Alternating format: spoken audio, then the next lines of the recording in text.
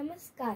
इथे जमलेले गुरुजन वर्ग व माझे मित्रमैत्रिणींनो, माननीय प्राचार्य, मी देविका आज तुमच्या समोर कीर्तन सादर करणार आहे.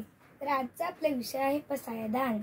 तर त्यात 9 ओव्या आहेत, पण आम्ही आज फक्त 3 ओव्या पाहणार आहोत. तर बोला पुंडलिक वरदे हरी विठ्ठल, श्री ज्ञानदेव तुकाराम, पंढरीनाथ महाराज की जय.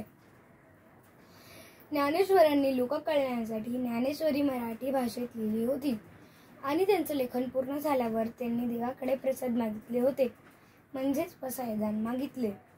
ज्ञानेश्वरांनी पसायदानाचा पहिला शब्द आता म्हटलेला आहे. आता म्हणजे आता आमचा काम झाला, आता आम्ही निघालो. ओवी पहिली. आता विश्वात्मके देवे, येणे वाण यज्ञ तोषावे, तोषो निवज द्यावे पसायदाने. याचाच अर्थ ज्ञानेश्वर म्हणताय, हे विश्व बनवणारे देवा, माझं लेखन पूर्ण झालेलं आहे. जर तू माझ्या लेखनाने प्रसन्न झाला असशील तर मला प्रसाद म्हणून पसायदान दे. तर बोला विठ्ठल विठ्ठल जय हरी विठ्ठल, विठ्ठल विठ्ठल जय हरी विठ्ठल हो. ओवी दुसरी. जे खळ्यांची व्यंकटी सांडू, तया सत्कर्मी रती वाढ, भूता परस पडे पडो मैत्री जीवांचे.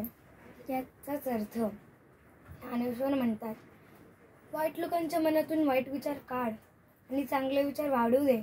का झाडासारखे चांगले विचार वाढव आणि सगळ्यांच्या मनात मैत्रीचे विचार वाढू दे.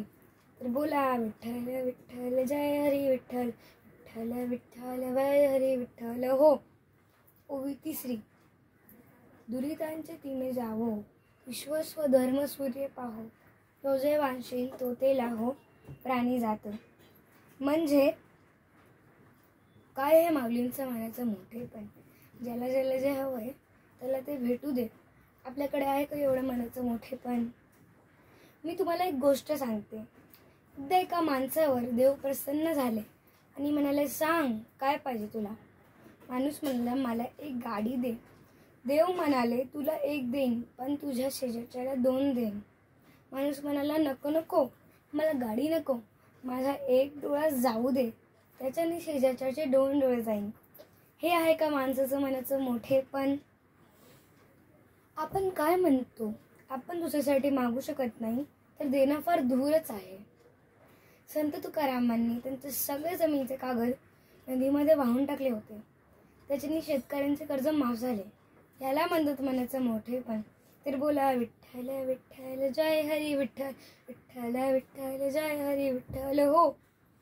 नमस्कार, धन्यवाद.